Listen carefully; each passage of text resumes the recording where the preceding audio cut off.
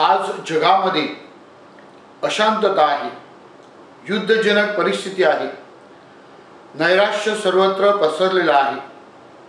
अशा या पार्श्वभूमीवर परमेश्वराचा शब्द आज आपल्याला धीर देत आहे। परमेश्वर तारण करता आहे, आपला सांत्वन करता आहे, आपल्याला जणू काही आपल्या जीवनामध्ये यशस्वी करण्यास परमेश्वर त्याची कृपा आपल्याला देऊ इच्छितो। अशी शिकवण आजचा देवशब्द या 14व्या रविवारी आपल्याला देत आहे। जर आपण पाहिलं तर परमेश्वराने ज्या ज्या लोकांना पाचारण केलं, अगदी सुरुवातीपासून आपण पाहतो की अब्राम ह्याला जेव्हा परमेश्वराने पाचारण केलं तेव्हा तो निसंतान होता।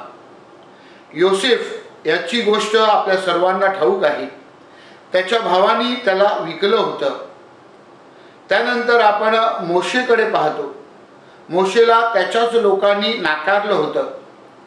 त्यानंतर परमेश्वराने शमूएल संदेष्टाद्वारे दाविदाची जेव्हा निवड केली तेव्हा दाविदाच्या बापाने जेसेने त्याला नाकारलं होतं, जणू काही त्याचं अस्तित्वच नाकारलं होतं। इर्माया संदेष्टा सांगतो की परमेश्वराने मला जणू काही नाकारलेलं आहे। आणि संत पौल आपण नव्या करारामध्ये पाहतो की त्याला तुरुंगवास सहन करावा लागला। प्रभू येशू ख्रिस्ताला देखील नाकारण्यात आलं होतं।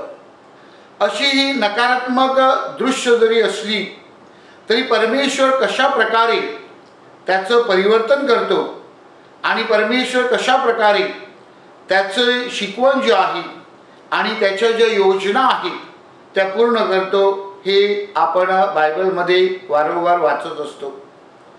आजच्या पहिल्या वाचनामध्ये आपल्याला अशाच प्रकारचं एक सुंदर असं वर्णन ऐकायला मिळते। ज्याप्रमाणे एखादी आई आपल्या मुलाला आपल्या हृदयाशी कवटाळते आणि त्याची काळजी घेते, त्याला धीर देते, त्याचं सांत्वन करते आणि त्याला सांगते की मी तुझ्या बरोबर आहे, तसंच यशाया संदेष्टा आपल्याला सांगत आहे की परमेश्वर आपल्या बरोबर आहे, परमेश्वर आपलं सांत्वन करणार आहे, परमेश्वर आपल्यामध्ये परिवर्तन घडवून आणणार आहे, शांतीचं, समेटाचं, ऐक्याचं राज्य प्रस्थापित करण्यासाठी परमेश्वर प्रयत्न करीत आहे। दुसऱ्या वाचनामध्ये संत पौल देखील आपल्याला अशाच प्रकारची शिकवण देत आहे। संत पौल ह्या जगातल्या वचनानुसार, ह्या जगातल्या क्रायटेरियानुसार म्हणजेच ध्येय धोरणानुसार आपल्याला जीवन जगण्यासाठी किंवा मोजमाप करण्यासाठी सांगत नाही। तर संत पौल म्हणतो मी कशामध्ये आनंद मानतो, मी तारणाऱ्या प्रभू येशू ख्रिस्तामध्ये आनंद मानतो, क्रूसावर खेळलेल्या ख्रिस्तामध्ये मी आनंद मानतो। आणि म्हणून ही जी सुंदर शिकवण आपल्याला संत पौल देत आहे त्याकडे आपण लक्ष केंद्रित केलं पाहिजे। शुभवर्तमानामध्ये आपण पाहतो की प्रभू येशू ख्रिस्त 72 जणांना मिशन कार्यासाठी पाठवतो। हे 72 जण कोण होते? शिकले सावरलेले तज्ञ लोक होती का? निश्चितच नाही। अगदी साधी भोळी तुमच्या माझ्यासारख्या लोकांचे प्रभू निवड करतो आणि प्रभू त्यांना मिशन कार्यासाठी पाठवतो। त्यांना सांगतो की तुम्ही शांतीचा संदेश घेऊन, समेटाचा संदेश घेऊन, प्रभूच्या देवराज्याचा संदेश घेऊन तुम्ही पुढे जा। होय माझ्या प्रिय बंधू भगिनींनो, बाप्तिस्मा झालेल्या प्रत्येकाने मिशनरी व्हावं अशी ख्रिस्त सभेची शिकवण आहे। आपल्या शक्तीवर आपण अवलंबून न राहता परमेश्वराच्या सामर्थ्यावर आपण विश्वास ठेवला पाहिजे। परमेश्वर जो आपल्या जवळ आहे, आपल्या आईसारखा आहे, आपला काळजी घेणारा परमेश्वर आहे, त्यावरील आपण विश्वास दृढ केला पाहिजे। त्या परमेश्वराने आपल्या तारणासाठी आपल्या पुत्राला वधस्तंभावरील मरण स्वीकारायला सांगितलं। हा परमेश्वराचा त्याग आपण लक्षात घेतला पाहिजे आणि प्रभूसाठी त्याची सुवार्थ घोषविण्यासाठी आपण सज्ज असले पाहिजे।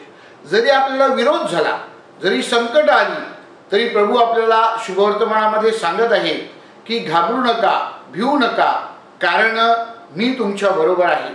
अशा परमेश्वराचा अनुभव घेऊन आपण ख्रिस्ताची सुवार्थ घोषवावी असं आपल्याकडनं अपेक्षित आहे।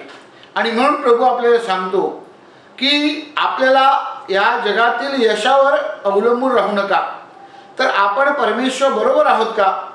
परमेश्वर ज्या देवराज्यामध्ये त्याच्या जणू काही स्वर्गीय नंदनवनामध्ये आपली नावं लिहितो, म्हणजेच आपल्याबरोबर त्याचं वैयक्तिक नातं आहे, ह्याचा अनुभव घ्या आणि त्याद्वारे आपण परमेश्वराचा गौरव करूया। आज प्रत्येकाने एक मिशनरी म्हणून आपली जी जबाबदारी आहे ती ओळखावी। ह्यामध्ये जे आपल्याला विरोध होईल त्या विरोधाला न जुमानता बायबलमधील जी सर्व व्यक्ती आहेत त्यांच्याप्रमाणे आपण आपलं परिवर्तन करावं, बदल घडवावा आणि देवराज्य निर्माण करण्यासाठी प्रयत्न करावेत म्हणून विशेष प्रार्थना करूया।